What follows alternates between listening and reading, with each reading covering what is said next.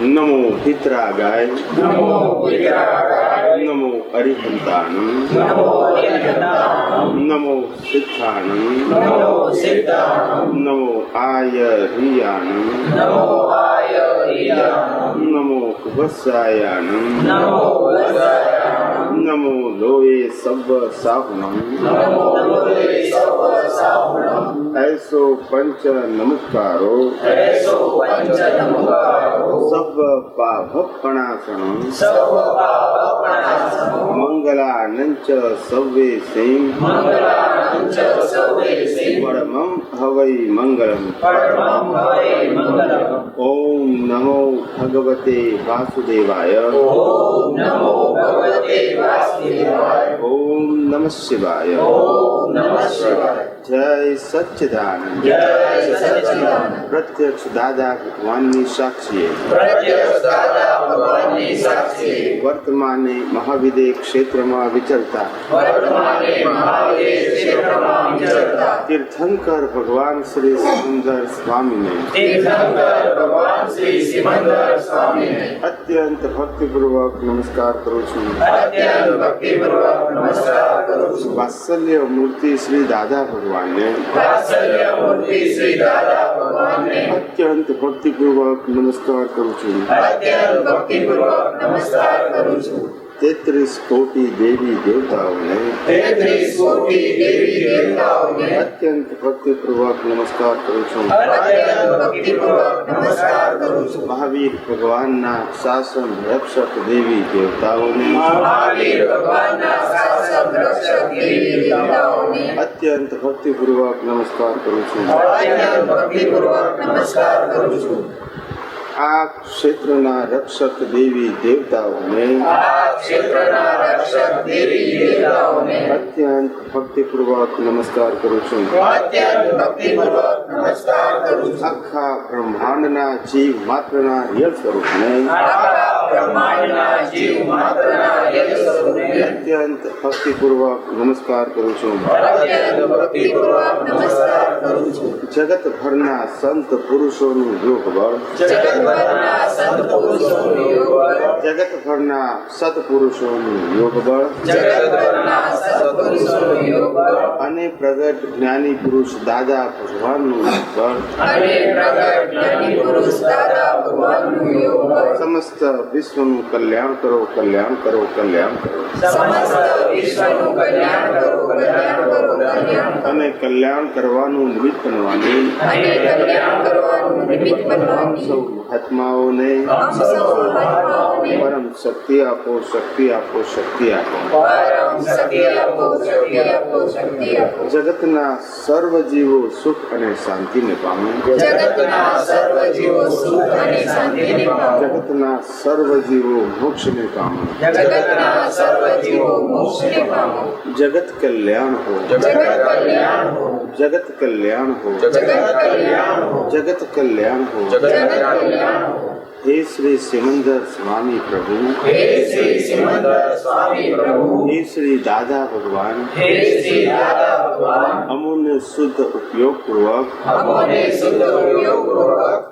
દ્રશ્યોના દ્રષ્ટા બનવાનું, જ્ઞેયોના જ્ઞાતા બનવાનું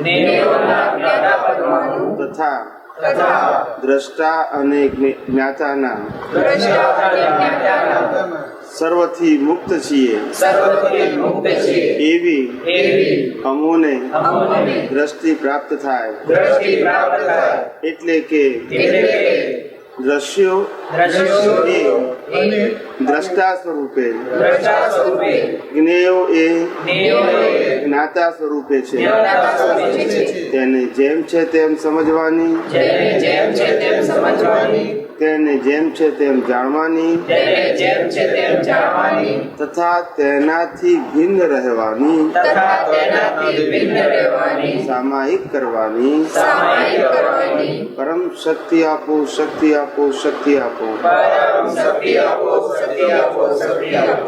હું મન વચન કાયાથી તદ્દન જુદો એવો શુદ્ધાત્મા છું. હું મન વચન કાયાથી તદ્દન જુદો એવો શુદ્ધાત્મા છું. મન વચન કાયાથી તદ્દન ભિન્ન એવો શુદ્ધાત્મા છું. હું મન વચન કાયાથી તદ્દન ભિન્ન એવો શુદ્ધાત્મા છું. મન વચન કાયાથી તદ્દન ન કોઈ એવો શુદ્ધાત્મા છું. હું મન વચન કાયાથી તદ્દન ન કોઈ એવો શુદ્ધાત્મા છું. હું આઠેય પ્રકારના કર્મોથી મુક્ત એવો શુદ્ધાત્મા છું. હું આઠેય પ્રકારના કર્મોથી મુક્ત એવો શુદ્ધાત્મા છું. હું આઠેય પ્રકારના કર્મોથી સર્વથા મુક્ત એવો શુદ્ધાત્મા છું. હું આઠેય પ્રકારના કર્મોથી સર્વથા મુક્ત એવો શુદ્ધાત્મા છું. પ્રકૃતિનો એક પણ ગુણ મારામાં નથી. પ્રકૃતિનો એક પણ ગુણ મારામાં નથી. મારો એક પણ ગુણ પ્રકૃતિમાં નથી. મારો એક પણ ગુણ પ્રકૃતિમાં નથી. પ્રકૃતિનો એક પણ ગુણ મારામાં નથી. પ્રકૃતિનો એક પણ ગુણ મારામાં નથી. મારો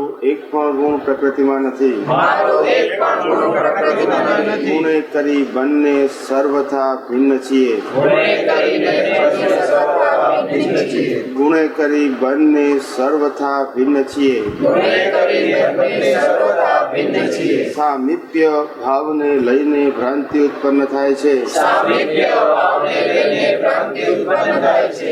સામીપ્ય ભાવને લઈને ભ્રાંતિ ઉત્પન્ન થાય છે. સામીપ્ય ભાવને લઈને ભ્રાંતિ ઉત્પન્ન થાય છે. તે જ્ઞાની પુરુષના જ્ઞાન થકી નાશ થાય છે. તે જ્ઞાની પુરુષના જ્ઞાન થકી નાશ થાય છે. તે જ્ઞાની પુરુષના જ્ઞાન થકી નાશ થાય છે. તે જ્ઞાની પુરુષના જ્ઞાન થકી નાશ થાય છે.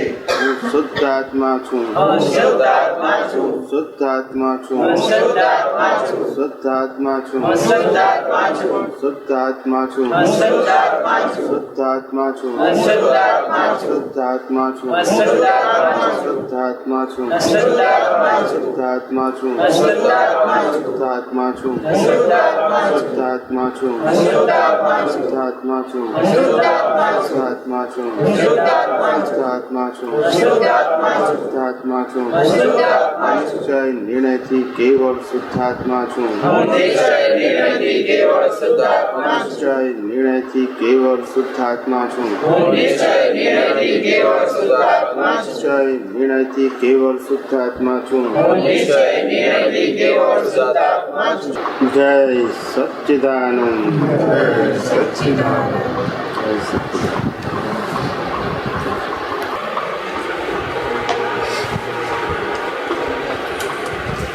સાંભળો, આ દેખાય છે એ શું દેખાય છે?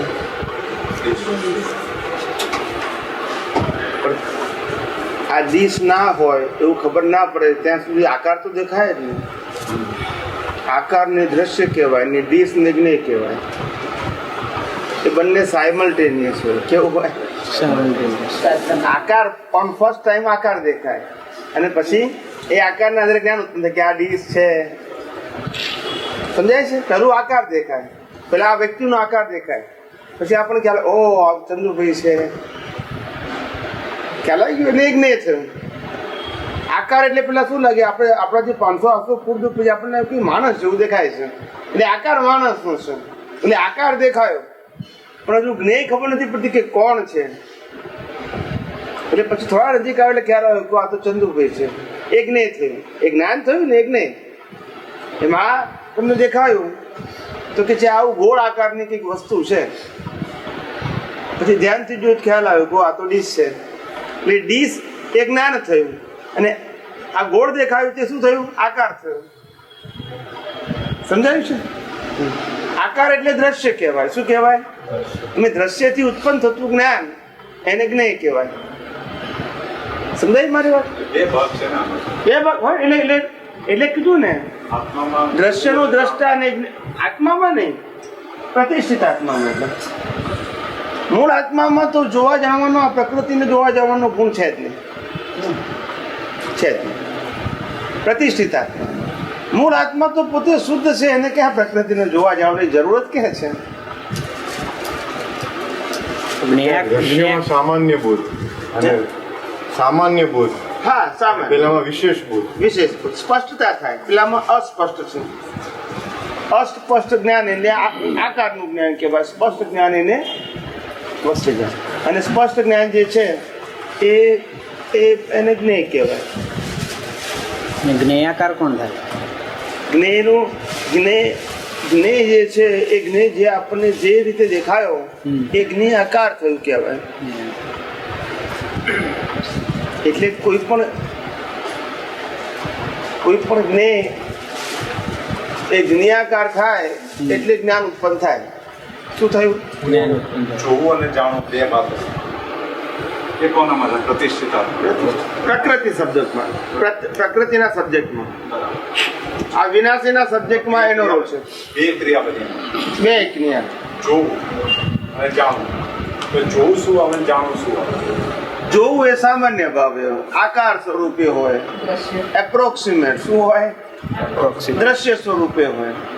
અને જાણવામાં વિશેષતા હોય. શું છે? ડીશનો આકાર જોવો તે જોવું. જોયું. અને આ ડીશ છે એ જાણ્યું. તેવી રીતે. એટલે કેટલીક બાબતોમાં આપણને જોઈએ ખરા પણ જાણીએ નહીં. શું કીધું? એ જાણવાનો મતલબ કે એક્ઝેક્ટ જ્ઞાન સમજણ પડે નહીં. એટલે આપણને સમજણ ના પડે એક્ઝેક્ટ શું છે આ. શું કીધું? એટલે આકાર હું સમજાવું તમને. કોઈ મશીનરી જુઓ, બરાબર છે. હવે આપણે જોઈએ અને પેલો એન્જિનિયર જુએ, બંનેની આંખો સરખી જ હોય ને, પણ દ્રષ્ટિ કેવી હોય? જુદી હોય. આપણને મશીન કેવું દેખાય ને એન્જિનિયરને કેવું દેખાય? આકાર તો બે ને હરખું જ દેખાય ને, આકારમાં જુદાઈ હોય. પણ એને જ્ઞાન આ મશીનરી આ રીતે ફંક્શન કરે છે, એનું આ રિઝલ્ટ આવશે, એ બધું કોને જ્ઞાન હોય? આપણને ના હોય. આપણે જોયું ખરું પણ જાણ્યું એટલે એ વિશેષ જ્ઞાનમાં કહ્યું. એટલે સામાન્ય ભાવે જાણવું એને દર્શન કીધું, વિશેષ ભાવે જાણવું એને જ્ઞાન કીધું, અથવા તો એક્ઝેક્ટ જાણવું, આશરે જાણવું એને દર્શન કીધું, એક્ઝેક્ટ જાણવું એને જ્ઞાન કીધું, આશરે એને દર્શન કીધું. આપણને પોતાને કોન્ફિડન્સ ના હોય. શું ના હોય? આપણને પોતાને કોન્ફિડન્સ ના હોય.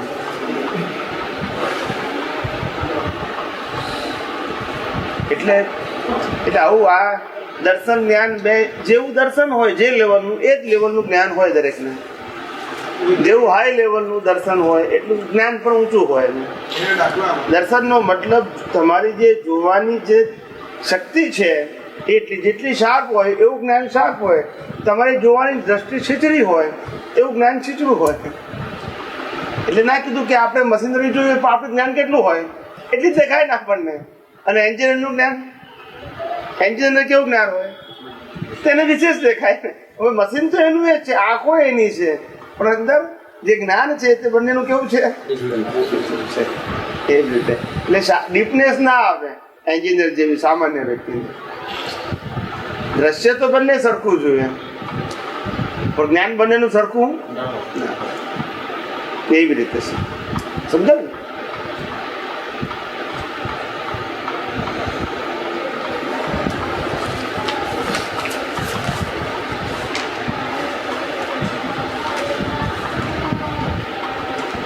જય સચ્ચિદાનંદ. પરમ પૂજ્ય દાદા ભગવાનની આજ્ઞા આરાધનમાં નીચે જણાવેલા પ્રશ્નો છે.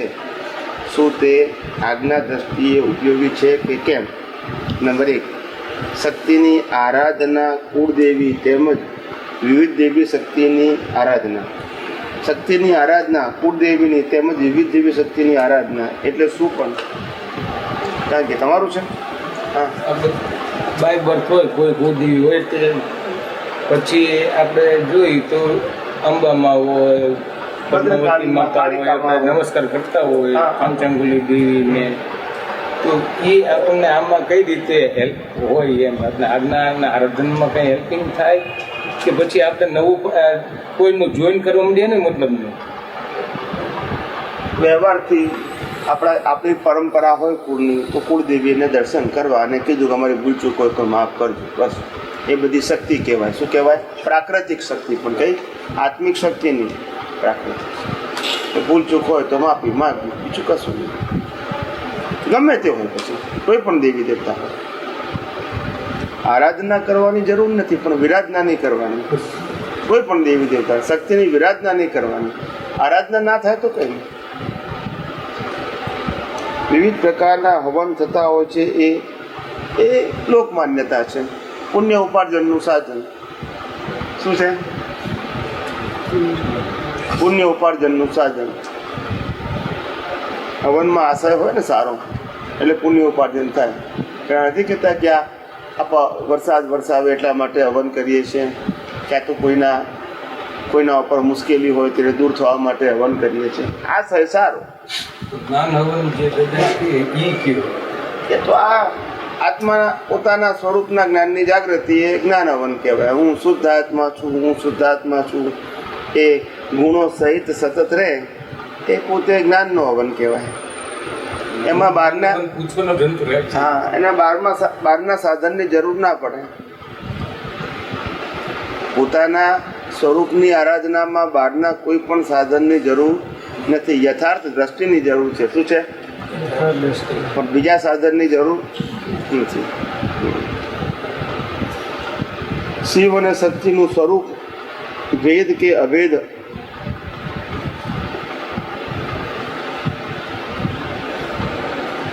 શિવ અને શક્તિનું સ્વરૂપ ભેદ કે અભેદ વા દ્રષ્ટિમય પુરુષાર્થમાં આ જરૂરી કે ડિસ્ચાર્જમાં આવે. શિવ એ આત્માનું બીજું નામ છે. શું છે? શિવ શક્તિ અભેદ સ્વરૂપ હોય. ઘણા એમ કે ભાઈ એ જુદું હોય તો શિવ શક્તિ એટલે આત્મશક્તિ, સનાતન શક્તિ, ચૈતન્ય શક્તિ. સમજાય છે? બાકી તો વિકલ્પના આધારે લોકો જે માને છે લોકો જે શિવ માને છે ધર્મના આધારે, એ શિવ જુદા. આ શિવ એટલે જે શાશ્વત છે તે. શું છે? નિરાકાર, નિરંજન નિરાકાર, અને જે શાશ્વત છે. શિવ એ શક્તિનું પ્રતિબિંબ છે, પણ શાશ્વત શક્તિ. કઈ? પ્રાકૃતિક શક્તિ ને. આ દેવી દેવતાઓ એ પ્રાકૃતિક શક્તિ છે. શું છે? પ્રાકૃતિક એટલે વિનાશી, અને સનાતન એટલે અવિનાશી. શિવ અવિનાશી શક્તિનું પ્રતીક છે. દ્રષ્ટિમય પુરુષાર્થમાં જરૂરી છે કે ડિસ્ચાર્જમાં આવે. આ તો જાગૃતિ છે ને.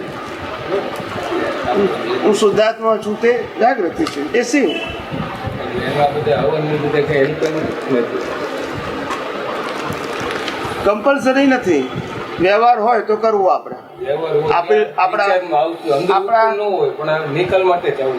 આપણા સામાજિક વ્યવસ્થાના ભાગરૂપે હોય તો કરવું, નહીં તો ના કરવું. શીખવાની જરૂર નહીં. ના, આપણો વ્યવહાર હોય, આપણો સામાજિક વ્યવહાર આપણા કુટુંબ પરિવારમાં કે પરંપરામાં ચાલ્યો આવતો હોય તો કરવો, એ જરૂરી નથી.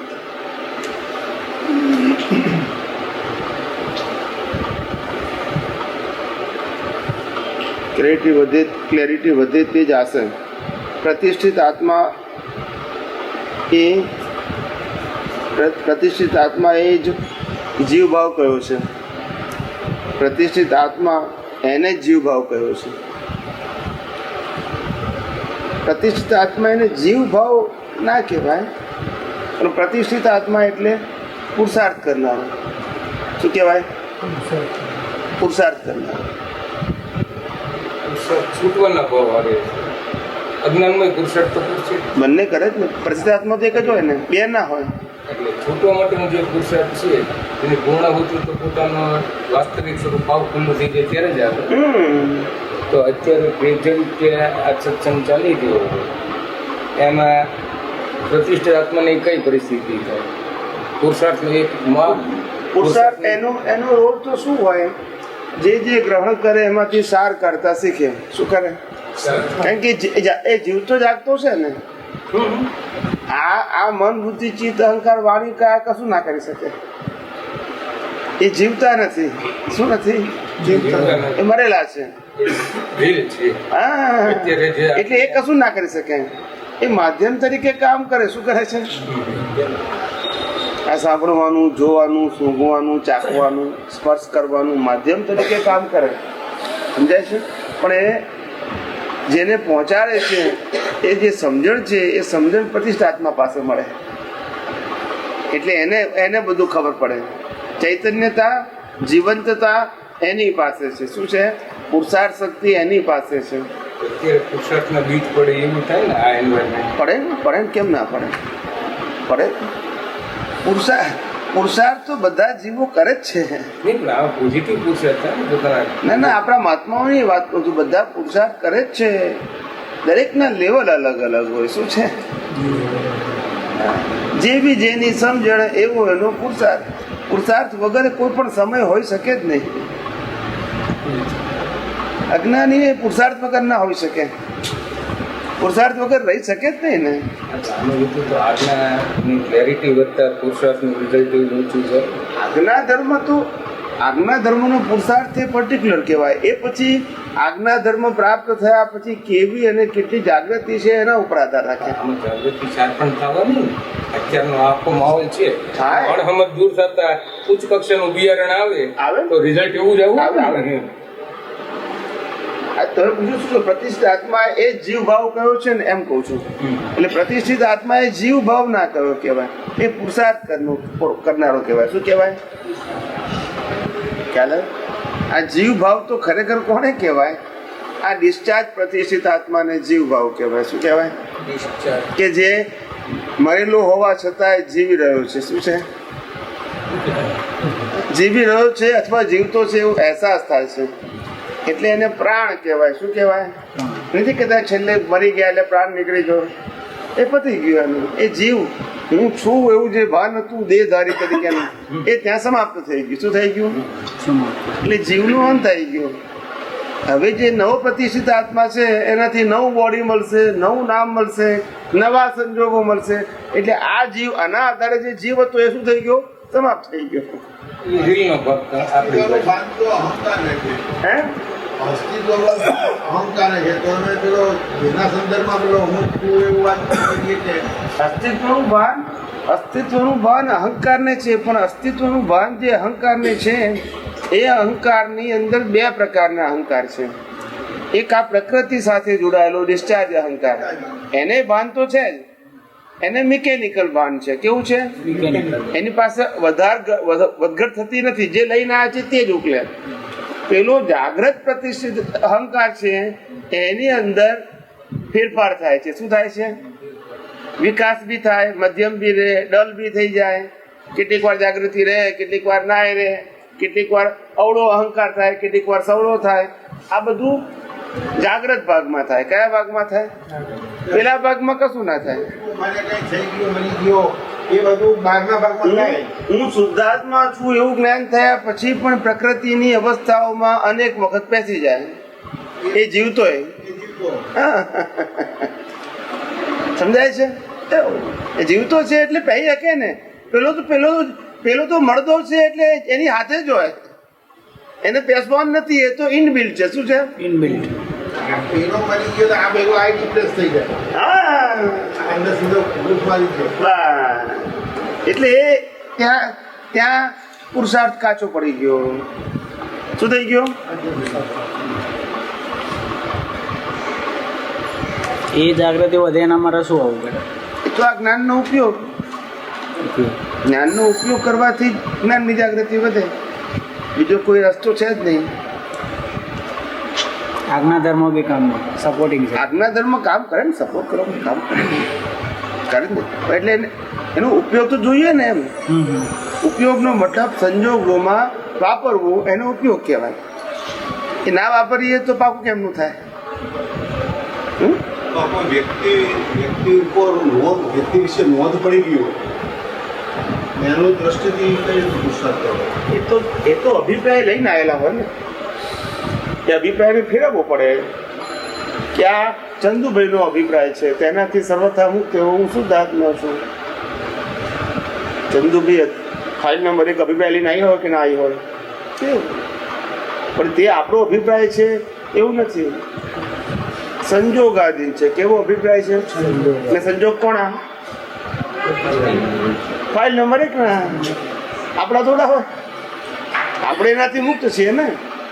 આ ફાઇલ નંબર 1 ની સામે 10 વખત જૂઠું કોઈ બોલ્યું હોય તો એનો અભિપ્રાય થઈ જાય કે ના થઈ જાય કે આ માણસ જૂઠું બોલે છે? તે ફાઇલ નંબર 1 નો અભિપ્રાય હોય, આપણો કેવી રીતે હોઈ શકે? અભિપ્રાયના લીધે વાણી એવી નીકળતી હોય. બધું ભલે નીકળે, વાણીએ નીકળે, વર્તને થાય એવું, પણ એ આપણું સ્વરૂપ, આપણો સ્વભાવ કે આપણી માન્યતા નથી. એ બધું બનના છે અને કેવી દ્રષ્ટિ કરી. હા, અને એનાથી સર્વતા મુક્ત એવો શુદ્ધ આત્મા છું. આ અભિપ્રાય સાથે હું સંલગ્ન નથી. શું નથી? એટલે જોડાયેલો બસ. તો એ નિકાલી જ છે. ખાલી શું છે? નિકાલ કરવાનો નથી, તો નિકાલી જ છે. શુદ્ધાત્મા છે બોલે છે કોણ? હે? હું જે શુદ્ધાત્મા છું બોલે છે કોણ? બોલે છે તો ફાઇલ નંબર 1, સમજે છે જાગ્રત પ્રતિષ્ઠિત આત્મા. કે છે કહે છે કોને? મૂળને જ કહે છે. મૂળ માટે જે સમજણ છે એને કહે છે. એમ એ મૂળ માટે જ કહે છે ને. હું શુદ્ધાત્મા છું, તે શુદ્ધાત્મા પોતે નથી. હું ચંદ્રલાલ છું કહે છે તે પોતે નથી. બે બિલીફ જ છે. પ્રતિષ્ઠિત આત્મામાં તો બે બિલીફ જ છે. શું છે? બે બિલીફ છે. જય શ્રી કૃષ્ણ. પણ શ્રીમદનું પેલું વાક્ય છે ને કે એક સત્પુરુષને સર્વભાવ અર્પણ કરી વર્ત્યો જાય અને મોક્ષ ના મળે તો પછી મારી પાસેથી લઈ જાય. બરાબર છે. હવે શ્રીમદ તો અત્યારે જતા રહ્યા, તો પછી એમણે એવું કેમ કીધું કે મારી પાસેથી મોકલે? કારણ કે અત્યારનું આયુષ્ય તો એટલું કે 1500 વર્ષનું હોય નહીં કે એમને પકડવા જઈએ. હા, તો તો એ કઈ અપેક્ષા કહેવાય છે? એ તો થોડા એડજસ્ટ થઈ જતા. તો સત્પુરુષ હજુ સારો કાળ છે તે સત્પુરુષ તો હોય જ, પણ સત્પુરુષનું લેવલ એક સરખું ના હોય. શું છે? લેવલ એક સરખું ના. સમજાય છે? દરેક કાળમાં સત્પુરુષો હોય જ, પણ સત્પુરુષનું લેવલ એક સરખું ના હોય. શું ના હોય? લેવલ એક સરખું. એક સત્પુરુષ અને બીજા સત્પુરુષનું લેવલ એક સરખું ના હોય. જે એક જ હોય. શું છે? લેવલ સરખું ના હોય. એટલે જે કાળમાં જે સત્પુરુષ આપણને સર્વશ્રેષ્ઠ હોય તે મને પ્રાપ્ત થાવ. શું કીધું? જે કાળમાં જે સત્પુરુષ રહ્યા હોય સર્વશ્રેષ્ઠ હોય સર્વશ્રેષ્ઠ. એ મને પ્રાપ્ત થાવ એવી ભાવના કરવી. સમજાય છે? દરેક કાળમાં હોય. શું કીધું? આ લાઈફ માટે શું હોવું જોઈએ? કશું નહીં. આ લાઈફ માટે તો કશું નહીં. સત્પુરુષની પ્રાર્થના કરવાની તો આપણને ભેગા થઈ જાય. શું છે? પ્રાર્થના કરો. આપણી પોતાની જેવી ભાવના હોય એવા ભેગા થાય. શું છે? આપણી જેવી ભાવના હોય. આપણી ભાવનાનું ફળ છે ને. શું છે? સત્પુરુષે માત્ર ઓળખાણથી મળતા નથી, પુણ્યથી મળે છે. વિશિષ્ટ પ્રકારની પાછી. કેવી? વિશિષ્ટ પ્રકાર. સામાન્ય પુણ્યથી નહીં. સામાન્ય પુણ્યથી તો સાધુ સંત સંન્યાસી મળે. સત્પુરુષ તો વિશિષ્ટ પ્રકારની પુણ્ય હોય તો જ ભેગા થાય. પણ એ ભેગા થઈને પાછું ઓળખાણ પડવી એ પાછું અલગ થઈ જાય છે. કારણ કે દાદા ભગવાનને ઘણા વ્યક્તિઓ મળ્યા હતા, પણ એટલું બધું જે અંદર ગ્રાસ્પિંગ થવું જોઈએ કે લેવલ આવવું જોઈએ તો ઠીક મળ્યા, અંદર દર્શન કરી જતા રહ્યા. એ પાછું બીજું કામ. એટલે પછી એ પ્રાપ્ત થવા તે એક પુણ્ય છે, ઓળખાવા તે બીજી પુણ્ય છે. પુણ્ય એટલે ડેવલપમેન્ટ. અને ઓળખાણ કર્યા પછી આપણે પોતાનું કામ કરી લેવું એ ત્રીજી વસ્તુ છે. 3 વસ્તુ છે. પહેલું ઓળખાણ પડવી જોઈએ. શું કીધું? પહેલું તો ભેટો થવો જોઈએ. શું થવું જોઈએ? પુણ્ય હોય તો જ ભેટો થાય. નંબર 1. પછી ભેટો થાય પછી ઓળખાણ પડવી જોઈએ. ત્યાં કોણ છે, કયા લેવલની વ્યક્તિ છે, શું એમની પાસે છે તે. અને પછી ઓળખાણ પડે પછી આપણે એમની પાસેથી જે કામ કરાવવાનું હોય તે આપણે આપણું કામ કરાવી લેવું. સમજાય છે ને? બસ. આ કલયુગમાં મોટા ભાગે ભેટો જ ના થાય. શું ના થાય? અને ભેટો થાય તો ઓળખાણ ના પડે. શું ના પડે? અને થોડી ઘણી ઓળખાણ પડે તો પણ કામ ના કરી શકે, એટલે એનું મહત્વ ના હોય. શું ના હોય? સામાન્ય ભાવમાં લઈ લે. શું લઈ લે? સામાન્ય ભાવ. આવું છે. ખૂબ મોટી વાત કરી સર. હે? ખૂબ મોટી વાત કરી. એટલે દરેકની પોતાની, પુરુષ સામે તો પણ ખબર નથી પડતી. એટલે બધાને એવી ઓળખાણ પડે ને પડે ને. મળવું ને પડવું એ ફેર છે ને ભાઈ. મહાવીર તો બધાને મળ્યા હતા, છતાં અહીંયા ફરીએ ત્યાંથી ખ્યાલ ના પડે કે ઓળખાણ નથી પડી. કોઈ પૂછવાની જરૂર નથી. મહાવીર શું કરે? મહાવીર આપણને મળ્યા છતાં ઓળખાણ ના પડે, મહાવીર શું કરે? કઈ ના કરે. જ્ઞાનીઓને ઓળખાણ પડાવવાની ના હોય, પડવી એ જીવનું સદભાગ્ય કહેવાય. શું કહેવાય? સદભાગ્ય કહેવાય, એનો વિકાસ કહેવાય. ઓળખાણ પડે તો ઓળખાણ પડવી તે શું કીધું? આકાર રૂપે તો દેખાય. શું દેખાય? પણ એમની દશા રૂપે ઓળખાય તો કામ થાય ને. આકાર તો બધાનો સરખો જ હોય ને કે જ્ઞાનીઓને કે સિંગડા તો હોય નહીં કે જુદા પડે. આપણા જેવા જ સરખા જ હોય ને બધા. આપણી પાસે દ્રષ્ટિ હોય એવી ડેવલપ થયેલી તો આપણને ખ્યાલ આવે, નહીતર ના ઓળખાય.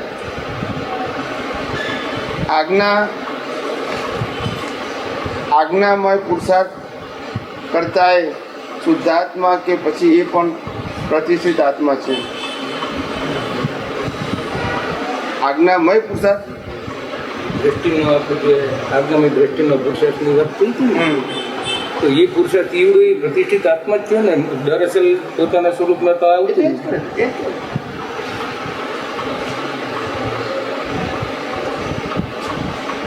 પ્રતિષ્ઠિત આત્મા જ કરે ને. પુરુષાર્થ માત્ર આપણે 3 ઝોન પાડેલા છે કે એક સ્વતંત્ર આત્મા જેને કોઈ પુરુષાર્થની જરૂર નથી, કોઈ પ્રકારના પુરુષાર્થની જરૂર નથી.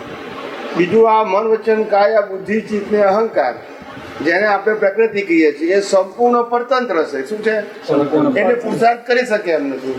તો પુરુષાર્થ શબ્દ જ્યાં પણ બોલાતો હોય, જે રીતે બોલાતો હોય, તે એક જ જગ્યાએ લાગુ પડે પ્રતિષ્ઠિત આત્માને. શું કીધું?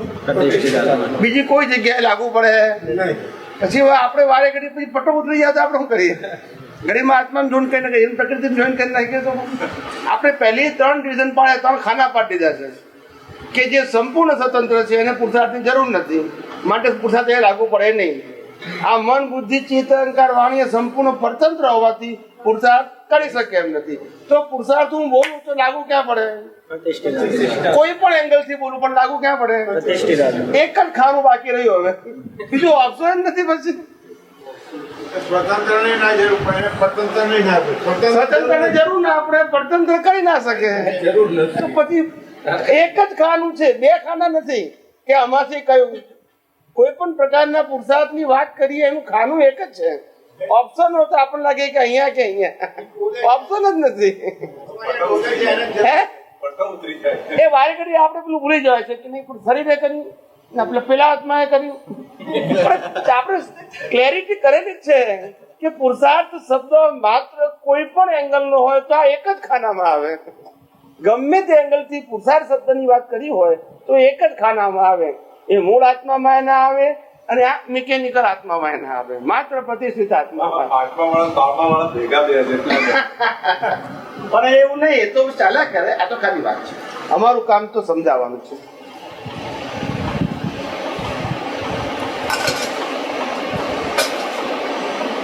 સ્વતંત્ર એ કરી શકતો નથી અને પેલો સ્વતંત્ર એને કરવાનું છે. સ્વતંત્ર હોય તો પછી કરવાનું ક્યાં રહ્યું પછી એને? અલગ બોલતા એને કરવાનું. એટલે આમ તમને સ્પષ્ટ ખુલાસો કરી દેવામાં આવે છે કે કોનું શું ટેરેટરી છે.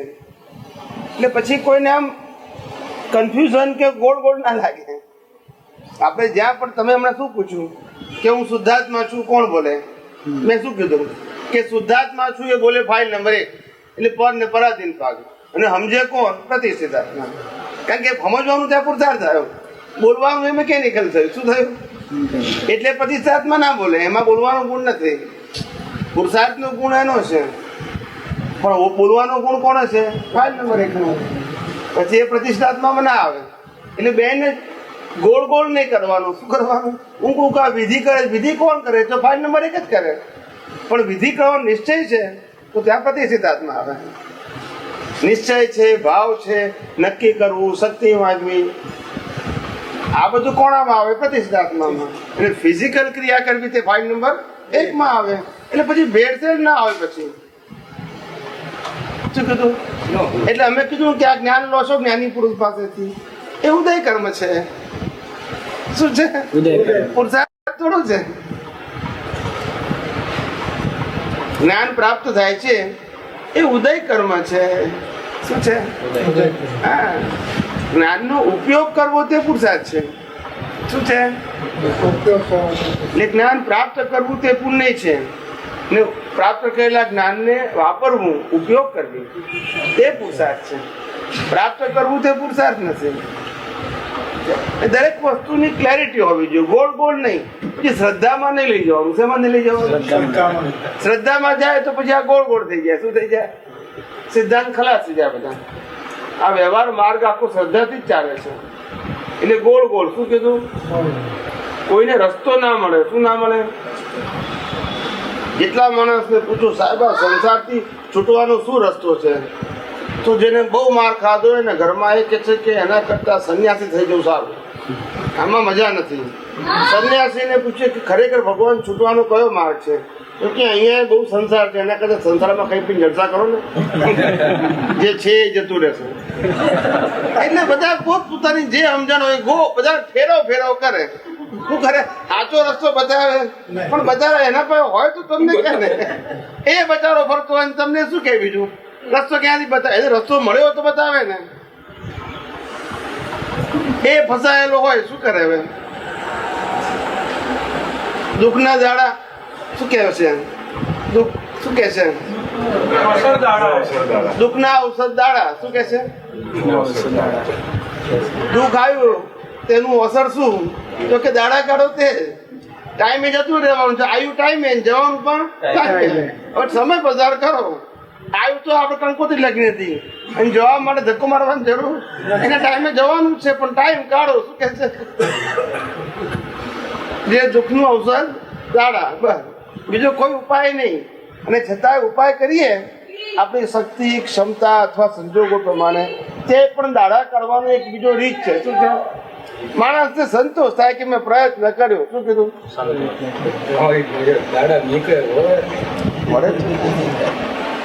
વળે એટલે શું કે ફેરતી ના ફસાય એને વળ્યા કહેવાય. એ ચક્કર જે ચક્કરમાં ફસાયેલો હોય એમાં ફેરતી ના ફસાય તો દાડો વળ્યો કહેવાય. નહીં તો દાડા નીકળ્યા કહેવાય. શું કહેવાય? કે આજનો દાડો ગયો, કાલની વાત કાલે. છૂટેલો ના હોય પણ કેવો છે? પ્રયત્ન વ્યવસ્થિતનો ભાગરૂપ જ હોય છે. ના કે મેં પ્રયત્ન કર્યો, પણ વ્યવસ્થિતના ભાગરૂપ જ હોય છે. વ્યવસ્થિતના ભાગ જ હોય. બહારના બધા પ્રયત્નો સ્વતંત્ર ક્યાંથી હોય?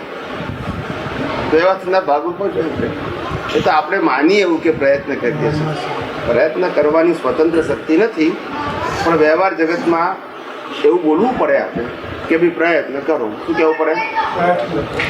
છોકરો ભણતો હોય તો આપણે એવું નહીં કહેવાનું કે ભાઈ વ્યવસ્થિતમાં હશે, એવું રિઝલ્ટ આવશે, એવું નહીં કહેવાનું કે ભાઈ વાંચો ભણો, એવું કહેવું પડે. એ વ્યવહાર ભાષા છે. શું છે? વ્યવહાર ભાષા. અંદર હકીકતની ભાષા, બહાર વ્યવહાર. વ્યવહારની ભાષા એ વ્યવહારમાં બોલવાની, નિશ્ચયની ભાષા અંદર સમજવાની. એટલે દાદા શું કે છે? જે સમજીએ છીએ તે બોલવાનું નહીં, અને જે બોલીએ છીએ તે સમજવાનું નથી. સમજે?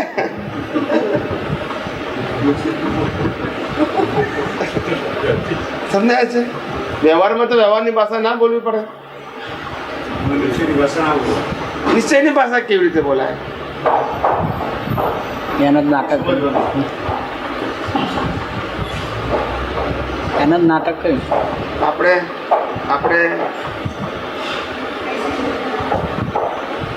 જમવા બેસતા હોઈએ અને પછી વાઈફ આપણને કહે કે હવે તમારે જમવાની ક્યાં જરૂર છે, તમે તો નિરાહારી છો, ભાવથી જમી લો ને.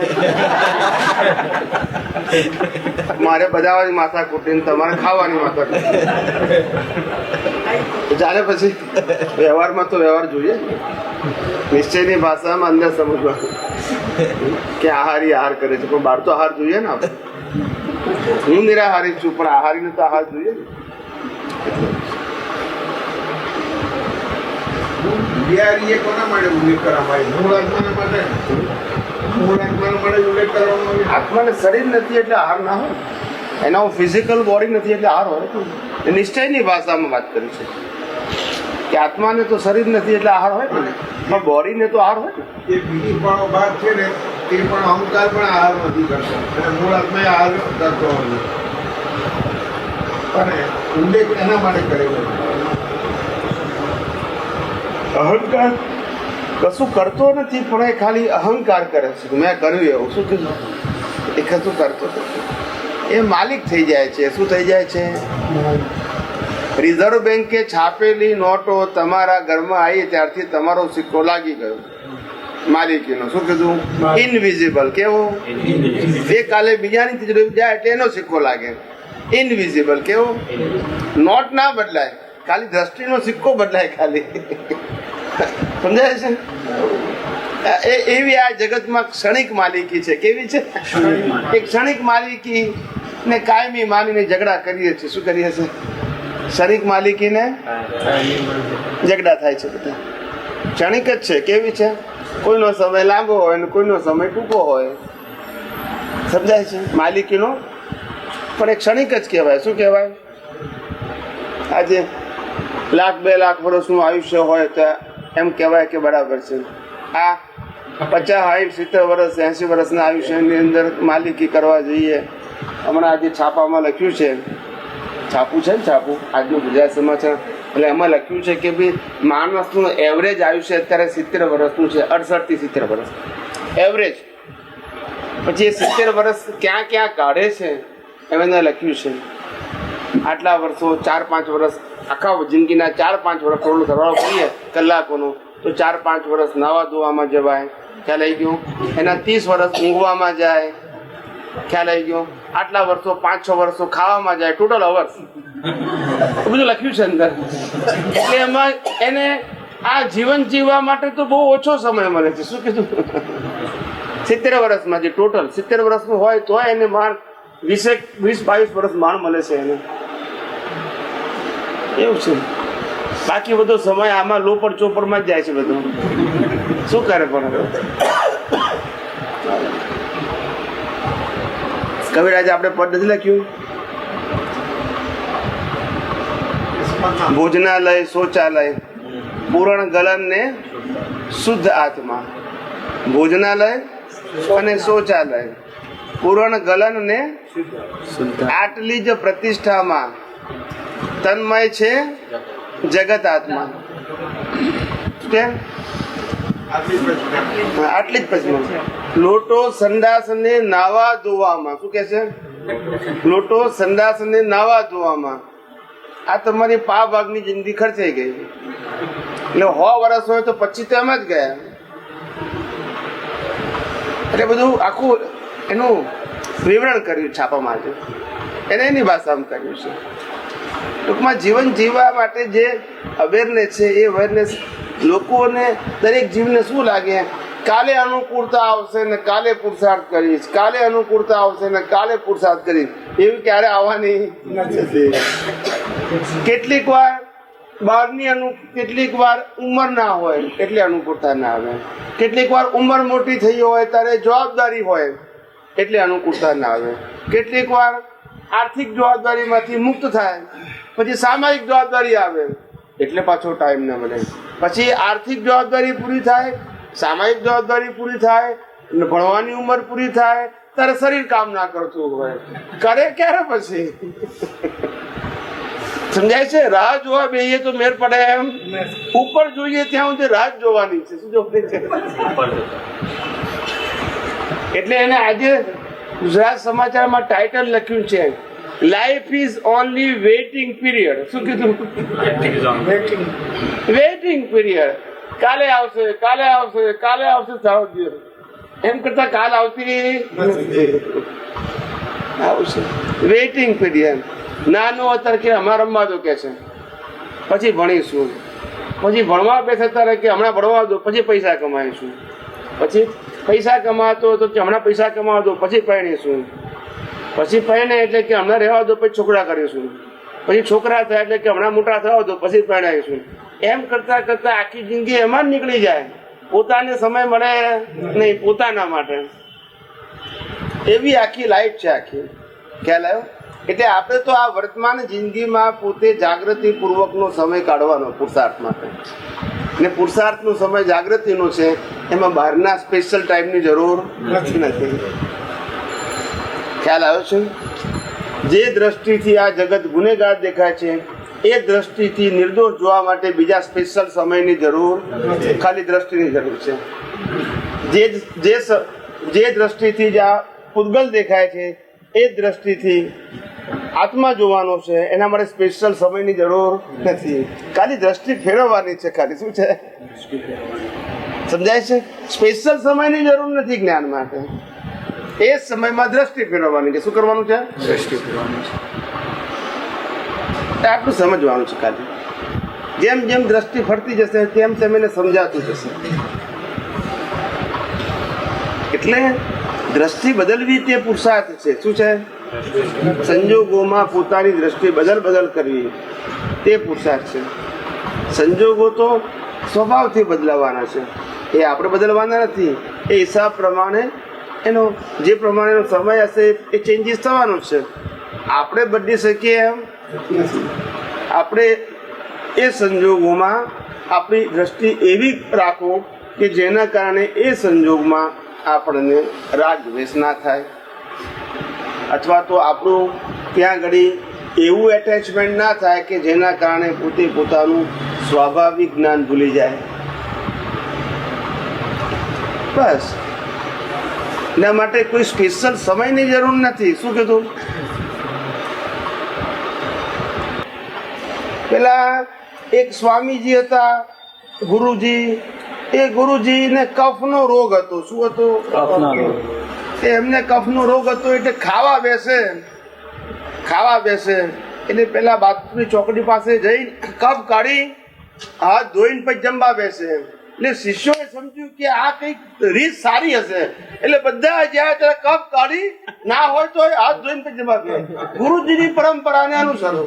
એટલે પણ એમાં જ્ઞાન કે આવ્યું કોઈ પૂછે નહીં કે તમે શું કરો છો. આવી રીતે એને કઈ લેવા દેવા જ નહીં. પણ આવું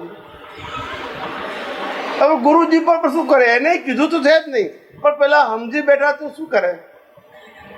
એટલે જ્ઞાનીઓ કે અમે કરીએ નહીં કરવાનું, અમે કહીએ કરવાનું. શું કે છે?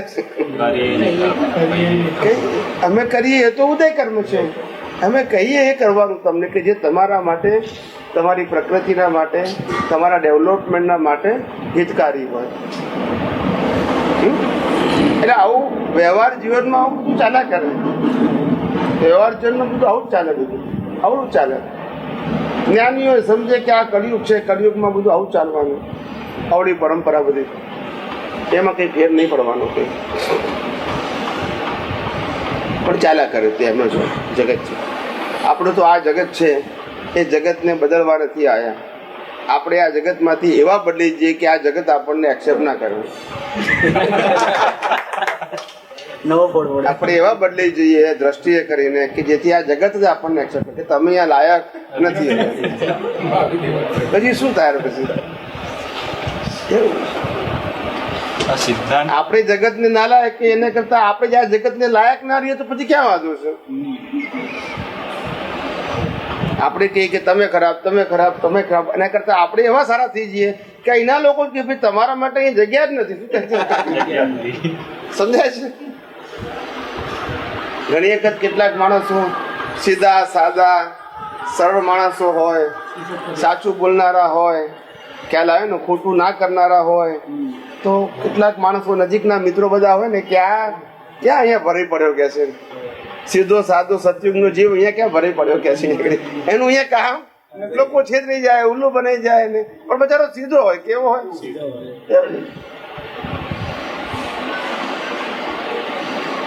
એટલે એ તો પ્રક્રિયા તે કરીને સીધો છે.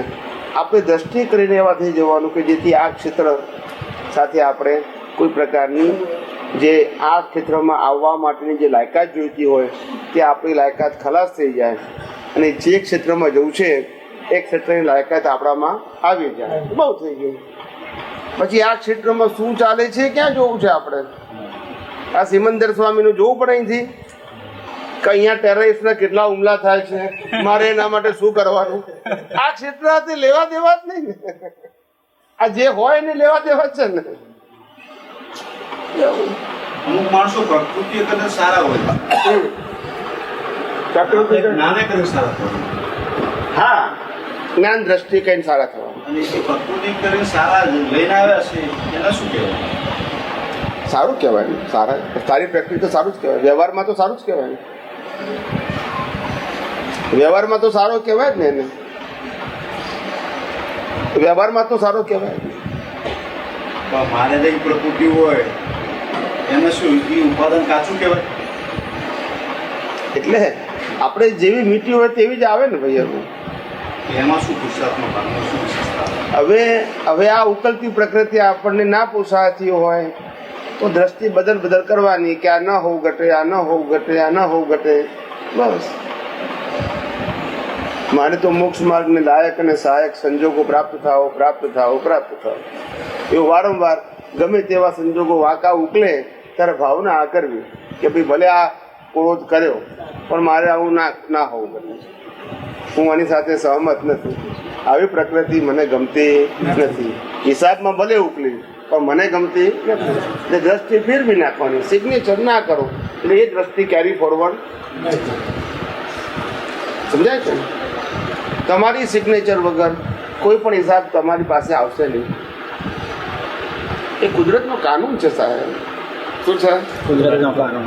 તમે જ્યાં જ્યાં સહમતિ આપી હોય રાગ કે દ્વેષમાં એ જ હિસાબ સ્વરૂપે આવે, બીજું કશું આવે. કલ્પેશભાઈ, આ સિદ્ધાંતને કરેક્ટનેસમાં રાખવા માટે શું પુરુષાર્થ હોવો ઘટે કે શ્રદ્ધામાં ના જાય કે કોઈક બિલીફમાં ના બદલાય? એક્ઝેક્ટનેસમાં રાખવા માટે શું સમજ કરવો પડે. જેમ જેમ આપણી પાસે સમય મળ્યો હોય એમાં સિદ્ધાંતને ચોગડદમથી સમજવા પ્રયત્ન કરે, ફિટ થઈ જાય. શું થઈ જાય? ખાલી શબ્દ અને શબ્દના અર્થ સુધી નહીં પહોંચવાનું, એના મર્મ સુધી.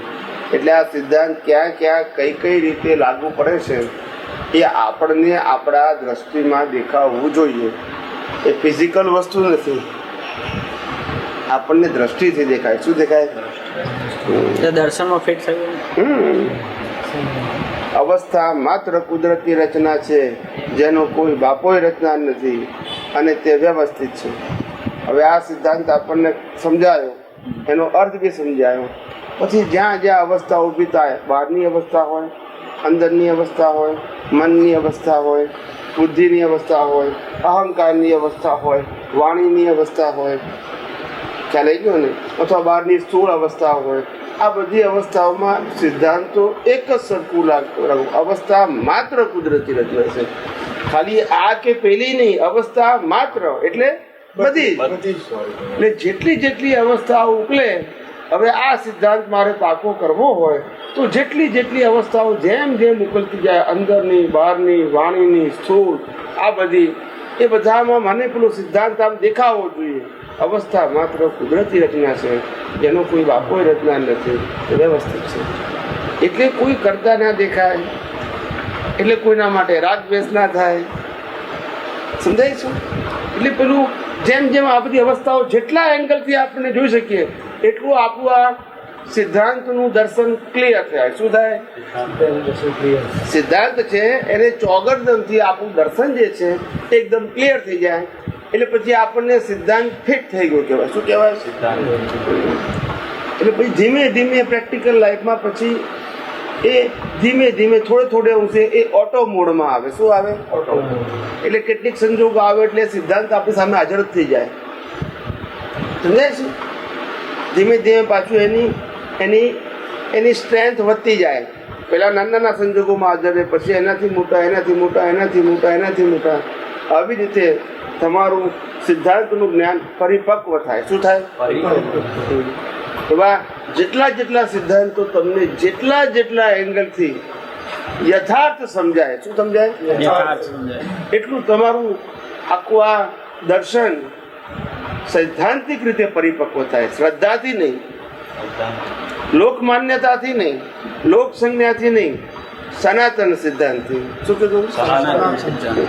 સિદ્ધાંત તો સનાતન જ જોઈએ ને. ટેમ્પરરી સિદ્ધાંતને શું કરવાના? કાયમના સિદ્ધાંતો એ ફિટ થઈ જાય. આપણને ફિટ થઈ જાય એટલે પછી તમારું દર્શન એવું જ થઈ જાય. પછી એ દર્શનમાંથી, દર્શનની ચારણીમાંથી જે જવાબ નીકળે એ સિદ્ધાંતિક જ હોય. પછી કેવો હોય? તમારે સિદ્ધાંતિક બોલવું ના પડે. એ દર્શનની ચારણીમાંથી પછી જે વાણી નીકળે એ સિદ્ધાંતિક જ હોય, સિદ્ધાંતની બહાર ના હોય. અત્યારે નીકળી રહી છે ના, એટલે આ તો ખાલી વાત કરું છું. સનાતન સિદ્ધાંત કુદરતી થઈ જાય, પછી ઓટો મોડ થઈ જાય. આપણે આમ વિચારીને સમજીને યાદ કરીને એવું બોલવાનું ના હોય. એ સિદ્ધાંતની ચારણી ફિટ થઈ ગઈ હોય એટલે એમાંથી જે કંઈ પણ નીકળે એ સૈદ્ધાંતિક જ નીકળે. આ અવતારમાં જે નીકળે છે એ તો બધું ઓટો મોડ છે. એ ગયા અવતારના દર્શનનું રિઝલ્ટ છે. શું છે? વાણી તો ટેપ રેકોર્ડ છે. તે ગયા અવતારમાં કેવું દર્શન હતું, એ દર્શનને આધારે કેવા કોડવર્ડથી વાણી ટેપ થઈ હતી, એ કોડવર્ડ અત્યારે નીકળે છે. એટલે આ વાણી એ આજની વાણી નથી. શું કીધું? આજે તો ખાલી વ્યક્ત થાય છે. શું થાય છે? આજના કોડવર્ડ પાછા હાઈ લેવલના હોય.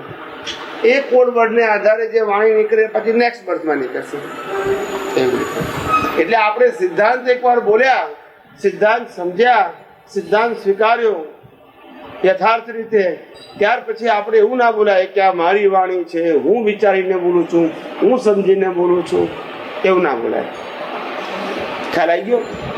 લૌકિક વ્યવહારમાં કેટલીક વાર બોલવું પડે. એ ત્યાં સિદ્ધાંત વાપરવાનું નથી, ત્યાં વ્યવહારિક વાત છે કે આ ભાઈ હું જે કંઈ કહું છું તમને સમજીને કહું છું. એ લૌકિક વ્યવહારમાં છે એમાં. પણ અંદર ખબર હોય કે આ ઉદયકર્મને આધીન ભૂમિ છે. એટલે બહાર બોલતા હોય પણ અંદર એક્ઝેક્ટ ખબર હોય. શું છે? એક્ઝેક્ટ ખબર. એટલે તમે જે કહ્યું સનાતન સિદ્ધાંત, એટલે જ્ઞાની પુરુષે આમ કહ્યું છે માટે આવું સિદ્ધાંત છે, એવી રીતે સમજમાં નહીં લેવાનું. ના, જ્ઞાની પુરુષ થોડા કી માલિક છે કે સિદ્ધાંત અનુભવ છે એમને, માલિક નથી. સિદ્ધાંત બનાવનારા નથી. અને સિદ્ધાંતના માલિક પણ તીર્થંકરો ના હોય તો જ્ઞાની ક્યાંથી હોય? સિદ્ધાંત બતાવનારા છે. પોતે અનુભવથી જગતના જીવોના ઉદ્ધાર માટે, એ પણ ઉદ્વગતિએ પામે, અંતે મોક્ષ પામે, એના માટે કરુણાએ કરીને જે વ્યક્તિઓ એમને સમીપ આવે અને ભગવાન પાસે પ્રશ્ન પૂછે અથવા તો જ્ઞાનની પાસે પ્રશ્ન પૂછે તો એને જેમ છે તેમ સમજાવે. પછી એ વ્યક્તિગત રીતે કેટલું સમજે છે એ એના ઉપર છે. પણ એ પોતે ગોળ ના સમજાવે. સમજાય છે? ઘણી વાર જેમ છે એમ તો કાં તો એક્સેપ્ટ કરી લેવું, ના તો સમજ કરવા માટે પછી ઘૂંટ કરવું પડે. કંઈ પણ સીધો એમના પ્રત્યે કંઈક સંશય હોય તો એ વસ્તુ એસીડી સ્વીકારી ના શકે. પૂરેપૂરું સ્વીકારીનું કામ કરી ગયું ને પછી પોતે માથા ઉતરવી જ પડે સમજવાની. સ્વીકારવાની એટલે શું છે કે શંકા ના થાય તોય ઘણું છે. શું કીધું? શંકા પછી ભલે અનુભવમાં આવતા વાર લાગે પણ એકવાર શંકા પણ ના પડે ને, શંકા ના પડે તો ઘણું છે. જ્ઞાની પુરુષની વાણી ઉપર શંકા ના પડે. ભલે સમજાય, કેટલીક વાત ના 10માંથી 8 વાત સમજાય ને 2 વાત ન સમજાઈ હોય તો એને પેન્ડિંગ રાખવાની કે ભાઈ એના સમયે સમજાય. શું છે? ખોટી છે એવી શંકા ના પડવી જોઈએ, નહીં તો ના સમજાય. બધું ભોગવવું હોય. એ 8નો લાભ ના મળે શંકા પડે એટલે 2 ના સમજાયું બને તો એને પેન્ડિંગ રાખવાનું અને 8 સમજાય છે એનો લાભ લેવાનો. શું કરવાનું? પેલાની પેન્ડિંગ રાખવાની, ધીમે ધીમે સમજાશે. જ્ઞાની પુરુષની બધી વાતો બધા જ વ્યક્તિઓને યથાર્થ રીતે દર વખતે દરેક સમયે સમજાય એવું જરૂરી નથી. જેનું જેવું ડેવલપમેન્ટ, જેવું લેવલ હોય એવું એને સમજાય. સમજાય છે? પૂછવું છે કશું? Evolution is based on belief. માન્યતા કેવી અને કેટલી પરિપક્વ થતી જાય છે એના ઉપર ઇવોલ્યુશન છે. એન ઇન્ડિકેટર એ લેંગ્વેજ છે. આનાથી અહંકારનું ડેવલપમેન્ટ સમજાય છે. બરાબર છે? શું કહેવા માંગો? ઇવોલ્યુશન એટલે શું? Evolution is base on belief. બરાબર. જેટલી બિલીફ તમારી ક્લેરિટી વાળી એટલું તમારું ડેવલપમેન્ટ કહેવાય. બિલીફ એટલે માન્યતા કેટલી પરિપક્વ થઈ છે તમારું ડેવલપમેન્ટ છે. માન્યતા રોંગ પણ હોઈ શકે, માન્યતા રાઈટ પણ હોઈ શકે. માન્યતા રાઈટના પછી લેવલ હોય. શું છે? પ્રાઇમરી લેવલની પણ રાઈટ બિલીફ હોય અને એક્સપિરિયન્સ વાળી પણ રાઈટ બિલીફ હોય. સમજાય છે? પણ એ ડિપેન્ડ છે. એટલે પણ એ evolution is a base on belief. માન્યતા કેવી અને કેટલી પરિપક્વ થઈ જાય છે એના ઉપર ઇવોલ્યુશન છે.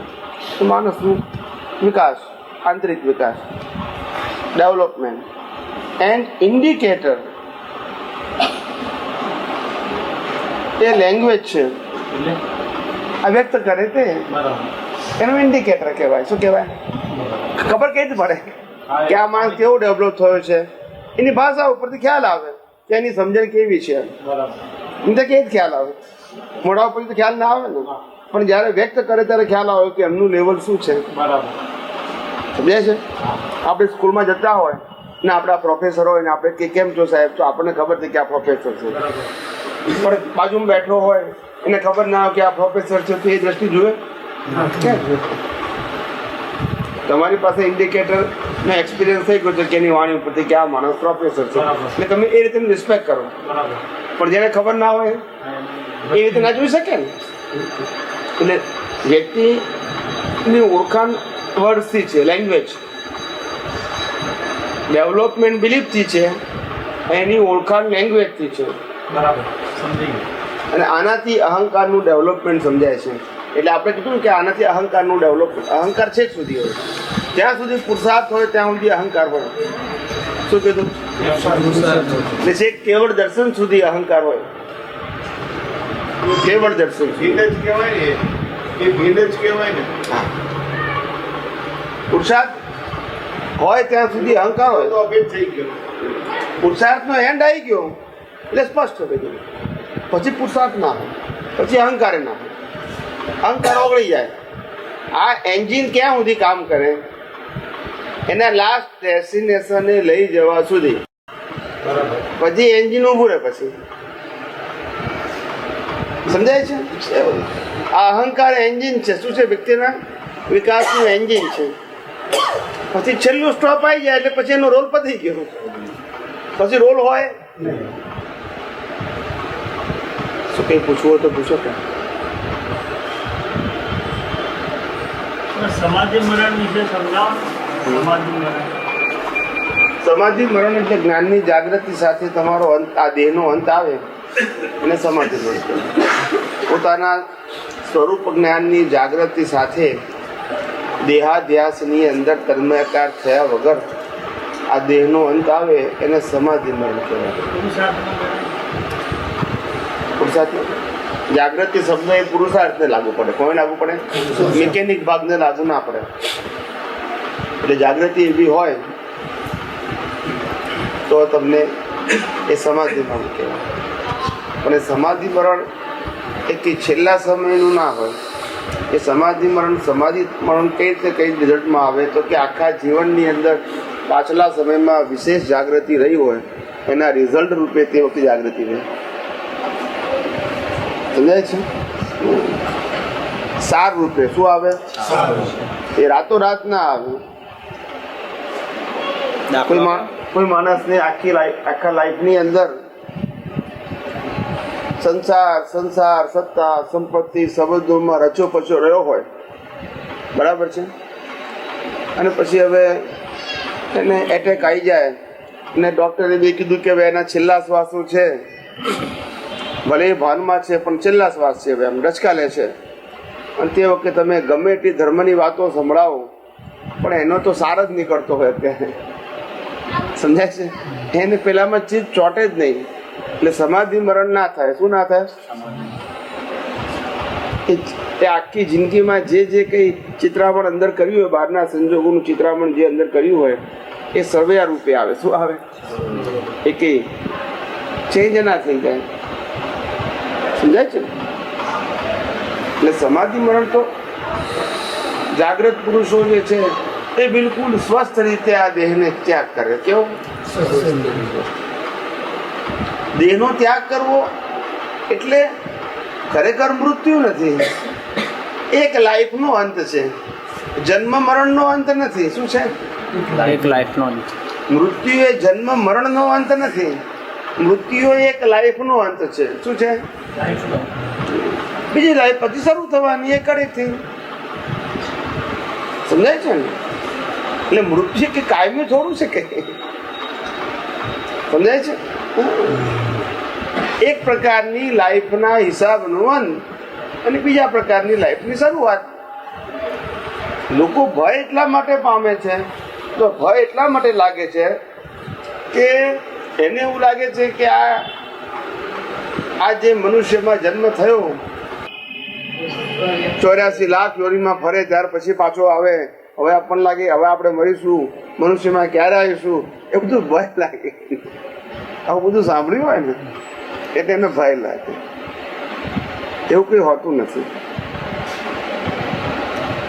એટલે સમજે તો એને ખ્યાલ આવે 84 લાખ યોની છે, પણ 84 લાખ યોનીમાં ભટકવાની જરૂર નથી, એ કમ્પલસરી નથી. પણ આ બધું ના સમજણ હોય કે પેલી વાતો બધી સાંભળી હોય એટલે એને ભય લાગે. શું લાગે? મરતી વખતે વિશેષ લાગે. હવે ફરીથી પાછો ક્યારે આવીશ મનુષ્યમાં કોણ ખબર કે છે? 84 લાખ યોનીમાં મારે કરવાનું છે, એવું છે. હવે મિથ્યા માન્યતા અને કારણે જે અજ્ઞાન ઊભું થાય છે એ અજ્ઞાન એને દુઃખકારી લાગે છે. કેવું લાગે છે? એ અજ્ઞાનનું દુઃખ છે. શેનું દુઃખ છે? હકીકતનું દુઃખ નથી. હકીકતનું દુઃખ હોતું જ નથી, આ તો અજ્ઞાનનું દુઃખ છે. હકીકતનું દુઃખ તો કોને કહેવાય? કોઈ શારીરિક દુઃખ હોય તો એને હકીકતનું દુઃખ કહેવાય. શારીરિક દુઃખ, આ હકીકતનું દુઃખ નથી, આ તો અજ્ઞાન માન્યતાનું દુઃખ છે. શારીરિક દુઃખ હોય તો એને હકીકતનું દુઃખ કહેવાય, કારણ કે સંલગ્ન છે, જોડાયેલું છે. શું છે? આપણે સમ્યક શિખરમાં જે તીર્થંકર ભગવંતોની સમાધિ છે, પછી સંતોની અમુક સમાધિ બને, શિરડીમાં સાંઈ બાબાની સમાધિ છે. આ સમાધિ સ્થાન છે, ખરેખર વ્યક્તિ તો હાજર નથી. તો આ બધા પાછળ આશય શું હોય છે? સારી માટે કંઈક મેમોરિયલ કે હિસ્ટોરિકલ મેમરી એ લોકોને ના આવે, તીર્થંકરોને ના, પણ એમના ગયા પછી લોકો ખોળી કાઢે ને બધું. લોકોને ભક્તિનું સ્થાન, શ્રદ્ધાનું સ્થાન. કારણ કે બાહ્ય જગત તો શ્રદ્ધા ઉપર ચાલવાનું. જ્યાં સુધી એને યથાર્થ જ્ઞાન નથી ત્યાં સુધી વ્યવહાર જ્ઞાન તો આખું શ્રદ્ધા ઉપર જ ચાલે છે. આજે નહીં તો કાલે સારું થશે, કાલે સારું થશે, આમ કરવાથી સારું થશે, આમ કરવાથી સારું થશે, આમ કરવાથી સારું થશે, એમ કરતાં કરતાં દાડા કાઢવાના. શું થયું? વ્યક્તિને કોઈ પેલી જે એ શ્રદ્ધા કે એને એશ્યોરન્સ મળે. શું કીધું? આજે તારે આર્થિક રીતે મુશ્કેલી હોય અને તો કોઈ જ્યોતિષ પાસે જાય એટલે જ્યોતિષ ભાઈ કે તમારા ગ્રહો તો બધા બહુ સારા છે, પણ 6 મહિના હમણાં તમારા ગ્રહો ભારે છે. શું છે? 6 મહિના પછી સરસ સમય આવશે. 6 મહિના તો તમારે કાઢવાના જ. હવે પછીની વાત પછી. હવે અત્યારે જવાબ આપે ને પૈસા અત્યારે આપવાના, 6 મહિના પછી નહીં. ના સમજાયું? બોલતા નથી. પછી 6 મહિના પછી સારો સમય ના આવે તો કે હવે આ ગ્રહ પાછો આડો આવ્યો છે, બીજા 6 મહિના લાવો ફી અત્યારે આપવાની, રિઝલ્ટ 6 મહિના પછી મળશે. એટલે તમે અત્યારે માગો નહીં ને કશું. દુઃખના દાડા શું છે? દુઃખના ઔષધ દાડા બચારો કાઢી આપે. એટલે તો આપણે એમ કહેવત છે કે લોભિયા હોય ત્યાં ધુતારા, હા, બેયનું ચાલે. ખ્યાલ આવી ગયો? એને તો બોલવાનું છે ને. શું છે એ કરનારા હોય તો પછી પોતાનું ના કરી નાખે. સિદ્ધાંત એટલે સિદ્ધાંત. તીર્થંકર માત્ર કે છે કે રાય માત્ર વદનગઢ દેખ્યા કેવળ જ્ઞાન. શું કે છે? આ જગતની અંદર જે થવાનું છે એમાં રાય માત્ર પણ ફેરફાર થઈ શકે એમ એ અમે કેવળ જ્ઞાનમાં જોઈને કહીએ છીએ. પછી આમ કરી નાખીએ ને તેમ કરી નાખીએ ને આમ થઈ જશે ને આમ ફેરવી નાખ્યું. એ શ્રદ્ધા તરીકે બરાબર છે. શું છે? શ્રદ્ધા. આપણે કોઈની શ્રદ્ધા તોડતા નથી, સિદ્ધાંત નથી, પણ શ્રદ્ધા બરાબર છે. એટલે એવું કહેવાય છે કે યાત્રા કરવાથી પ્રકૃતિ ખપે, એ કયા અર્થમાં કહેવાય? આ ચીકણી ફાઇલોથી દૂર તો જવાનું થાય. હળવો થાય. શું થાય?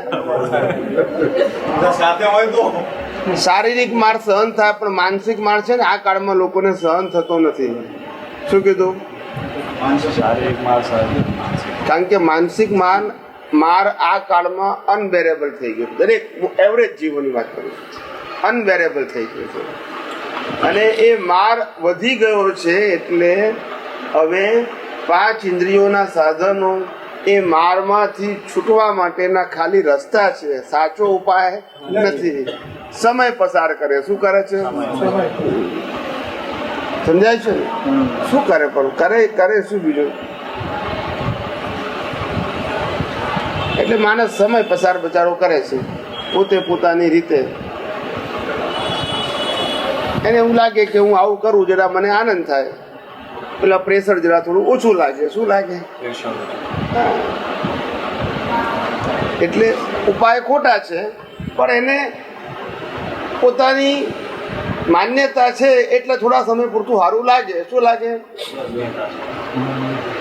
કોઈ માણસને આમ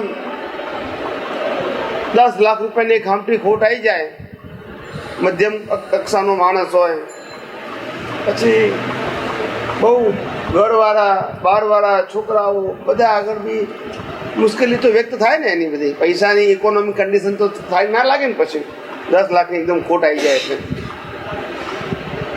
પછી કોઈ મિત્ર એનો હોય જરા સમજુ જરા તો કે હેડો જરા યાત્રા બાત્રા કહીને ફરી આવી જાય કે ટૂર ઉપર કે છે. આ તો જે થવાનું હતું થઈ ગયું. હવે તો કે જે હળવા થવો કે છે. આ ઘરમાં રહેતું તો એકનું એક ચક્કર ચાલ્યા કરશે, પાછું બહાર જઈ આવો કે છે. એટલે પેલું જરા થોડું ચેન્જ થાય એટલે સમય પસાર કરવામાં સહાયક થાય. બીજું કશું એકનું એક મન વિચારે ને એટલે ભારે થઈ જાય. શું થઈ જાય? પછી બીજો સબ્જેક્ટ આવે ને એટલે પેલું વિચારવાનું બંધ થઈ જાય. જ્ઞાન દશામાં તો આવું હોય જ નહીં. જ્ઞાન દશામાં આવું હોય જ નહીં. શું ના હોય? હા, ઉછળ પાછળ ગમે તે કંઈ હોય જ નહીં. જ્ઞાન દશામાં તો જે છે તે જ પરિણામ છે. એમાં ઉપાય કરવાનું જ ક્યાં છે? પરિણામ જ છે. પછી શું છે? પરિણામ. જ્ઞાન દશા તો કે જે છે તે પરિણામ છે. માન્યતાવાળા સુખના દાડા હોય તોય વેદનીય કર્મ છે, અને માન્યતાવાળા દુઃખના દાડા હોય તોય વેદનીય. બે વેદનીય કર્મ જ છે. એકેથી આ બેમાંથી એકે કર્મથી સમાધિ નથી, ઉપાધિ જ છે. શું છે? ઉપાધિ. અનુકૂળતા વાળા હોય કે પ્રતિકૂળતા વાળા હોય, પણ બે વેદનીય કર્મ જ છે. શું છે? વેદનીય કર્મ. પણ આ તો આ કેવું છે, મેં શું કીધેલું કે ભાઈ માણસે 40-45 ડિગ્રીમાંથી તાપમાંથી આમ બહાર આવ્યો હોય અને પછી આમ ઝાડ નીચે બેહે લાગે કે હા સવાર ઠંડક લાગે છે. પણ પેલો હવારથી હુઈ ગયો એને લાગે કે એને કઈ ફેર ના પડે. એને આમ પાહો ફેરવે કે આમ પાહો ફેરવે, એને ફેર જ ના પડે કે હવારથી ઉઠેલો જ છે. ઝાડ નીચે જઈને શું ફેર પડે? એને આજ થાય. એટલે આ જગતના લોકોને થોડું ઘણું સાતા કેમ વર્તાય છે? આ બે દુઃખોનો ઇન્ટરવોલ, એનું નામ સાતા. શું કીધું? બે દુઃખોનો ઇન્ટરવોલ. થોડી હળસ થાય જરા. શું થાય? થોડી સમય માટે. એટલે આ તો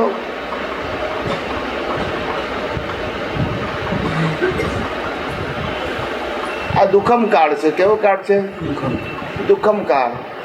પછી છઠ્ઠો આવશે દુઃખમ કાળ. અત્યારે દુઃખનો કાળ છે, પણ સિંગલ દુઃખ છે, બેરેબલ. કેવું? પછી છઠ્ઠો વારો આવશે ત્યારે અનબેરેબલ દુઃખ આવશે, સહન ના કરી શકાય તેવું, પણ તોય છૂટકો નહીં. પણ શું કીધું? અને સહન ના કરી શકાય એવા દુઃખો માત્ર શારીરિક ના હોય, માનસિક બહુ હોય. શું છે? એટલે માણસ ત્રાસી જાય. શું થાય? ત્રાસી. સહન ના થાય એને. એટલે પોતાની જે શક્તિ છે, ફિઝિકલ શારીરિક શક્તિઓ છે, માનસિક શક્તિઓનો વિકાસ ના થાય, ઊંધાઈ જાય પ્રેશરને કારણે. શું થાય? આટલો જ ફેર પડે. એટલે જેમ જેમ કાળ પડતો આવે તેમ તેમ શક્તિઓ ક્ષીણ થાય.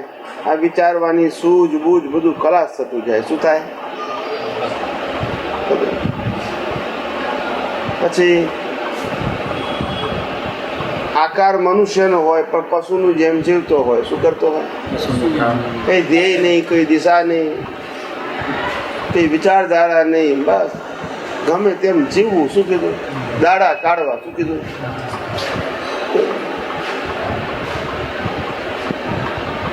કઈ ધ્યેય ના હોય ને શું ના હોય. હજુ 5મો આરો છે ત્યાં સુધી તો ધર્મ રહેશે. ધર્મ કંઈક હશે, મનુષ્યપણું રહેશે, હચવાશે. પછી તો બધું ખલાસ છે. નિશ્ચયની બુદ્ધિ માટે શું આપણે જાગૃત હે? નિશ્ચયમાં અભિવૃદ્ધિ. ગૂંટ કરવું પડે આપણે.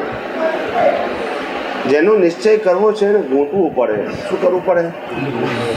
અંદરથી. બહાર બોલવાની જરૂર નથી, અંદરથી ગૂંટવું પડે. આપણને લાગતી હોય કે ભાઈ આપણી વાઈફનો સ્વભાવ કચકચ કરવાનો છે, બરાબર છે, અને તે આટલા વર્ષોના અનુભવ પછી આપણને ખબર હોય અને આપણો અભિપ્રાય ગાઢ થઈ ગયો હોય. શું થઈ ગયો હોય? ગાઢ થઈ ગયો. હવે એ અભિપ્રાય આપણને નડે. શું કીધું? આપણે જમવા બેસીએ, જેવા જમવા બેઠા એટલે અમુક અભિપ્રાયો સાથે જ બેઠા હોય. અમારા રોટલી આ રીતે જ આપશે, પાણી આમ જ આપશે, ખબર જ હોય. આમ બધું અભિપ્રાયથી જ જીવવાનું આપણે. શું કીધું? હવે આપણો ભાઈબંધ આવ્યો ને એક અભિપ્રાય ના હોય, એને ખાવા હાથે લેવા દેવા સમજાય છે. પણ એ અભિપ્રાય આપણને ભારે લાગે. શું લાગે?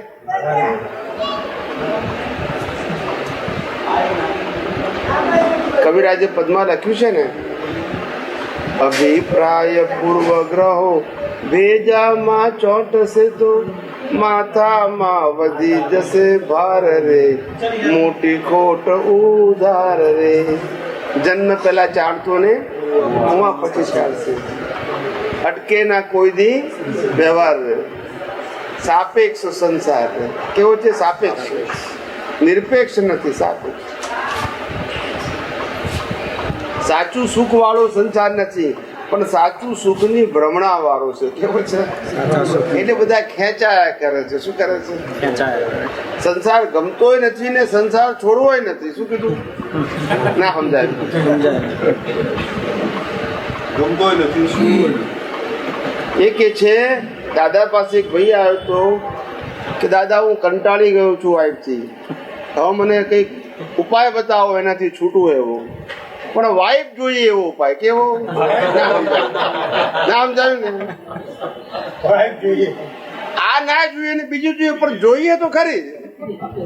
હવે કાયમ નો ઉપાય કેવાય? ટેમ્પરરી. સંસાર ગમતોય નથી અને છોડવોય નથી, બેનું કેમનું મેળ પડે? સમજાય છે? એટલે બચારા બધા જીવો કન્ફ્યુઝનમાં છે. શેમાં છે?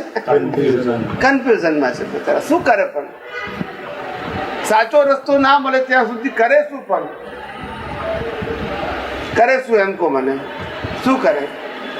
ગમે ત્યાં જાય પણ કરે શું? અહીંથી ભાગી જવાથી કે કર્મ છોડી દે. એકવાર આ તો એક ટૂચકો છે, ટૂચકો છાપામાં બધું આવે ને. એકવાર ભાઈ હતા, એ બહુ આમ દોડવામાં વર્લ્ડ ચેમ્પિયન હતા. કેવા હતા? વર્લ્ડ ચેમ્પિયન રનિંગમાં, લોંગ રનિંગમાં. કેવું ખ્યાલ આવ્યો? 1000, 2000, 5000, 10,000, 15,000 અરે મીટરની દોડ હોય એમાં એનો ફર્સ્ટ નંબર વર્લ્ડ ચેમ્પિયન તરીકે આવેલો. હવે ભાઈનું મૃત્યુ નજીક આવી ગયું. એને યમરાજ દેખાય છે. શું કે છે? એટલે એને લાગે છે કે હું તો ભાગું કે છે, હું તો વર્લ્ડ ચેમ્પિયન છું. શું કે છે? દોડું કે છે, મને પકડી જ ના શકે એવો. શું કીધું? તો દોડ્યો, ફાસ્ટ દોડ્યો, બરાબર. આ તો રૂપક છે ખાલી. દોડ દોડ દોડ દોડ કર્યું, પછી એક જગ્યાએ ઠોકર વાગીને પડ્યો. શું થયું?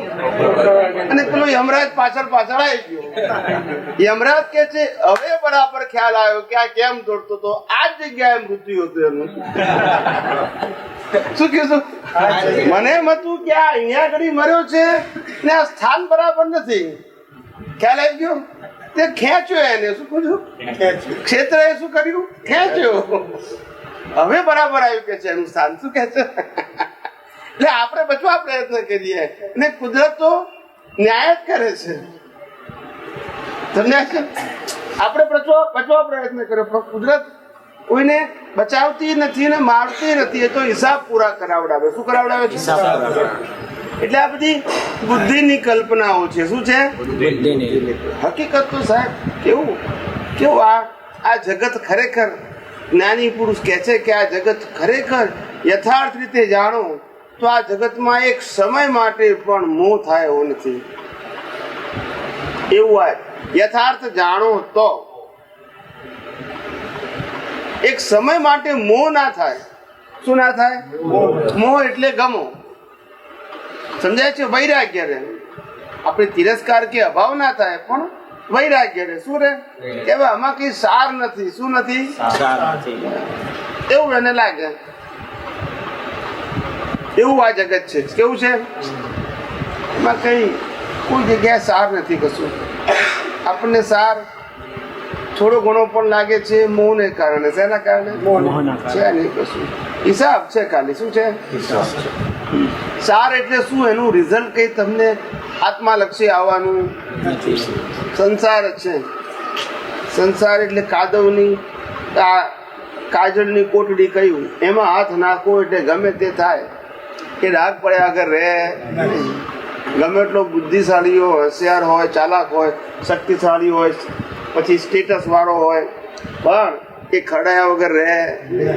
કારણ કે કોટડી જ કાજળની છે. કેવી છે?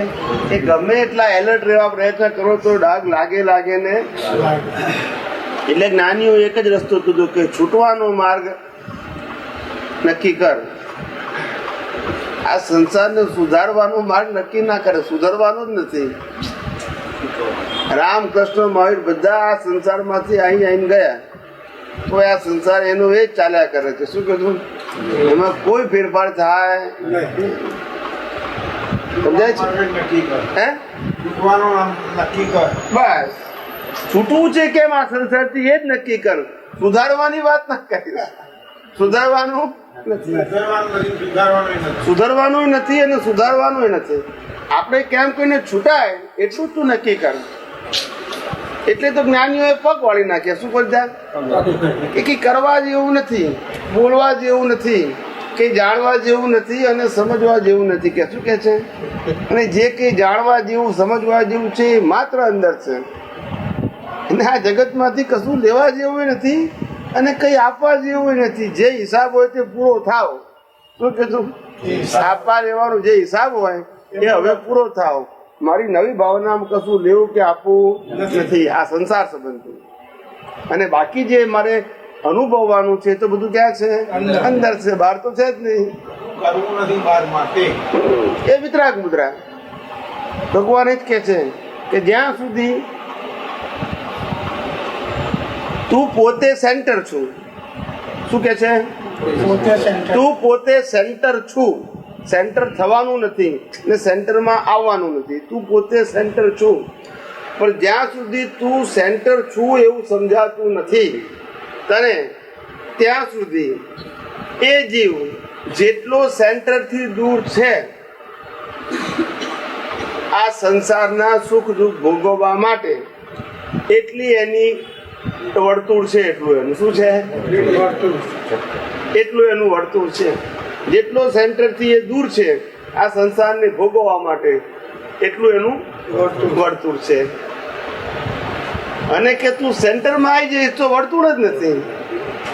વર્તુળના આધારે સેન્ટર છે ખરું, પણ સેન્ટરના આધારે વર્તુળ નથી. જે સેન્ટરમાં આવી ગયો એને વર્તુળ નથી. સમજાય છે? વર્તુળ હોય તો સેન્ટર હોય જ ને, પણ સેન્ટર હોય એટલે વર્તુળ ના હોય. જે સેન્ટરમાં આવી ગયું એને વર્તુળ નથી, પણ વર્તુળ હોય એનું સેન્ટર હોય જ. ચારે કોણની રેડિયસ એમાં સેન્ટર તો હોય જ ને. એ સેન્ટર વગર કેવી રીતે ગોળાકાર થાય? મર્મની ભાષામાં વર્તુળ, મર્મની ભાષામાં એટલું જ વર્તુળ છે કે જ્યાં સુધી પોતે પોતાના મૂળ સ્વરૂપને જીવ યથાર્થ રીતે સમજી શક્યો નથી ત્યાં સુધી એને ફરવાનું નક્કી છે. અને જેટલી મિથ્યા માન્યતાઓ વધારે એટલું વર્તુળ મોટું. જેટલું મિથ્યા જ્ઞાન મિથ્યા દર્શન વધારે એટલું વર્તુળ, અને જેટલું મિથ્યા જ્ઞાન મિથ્યા દર્શન ઓછું એટલું વર્તુળ નાનું. સમજાય છે?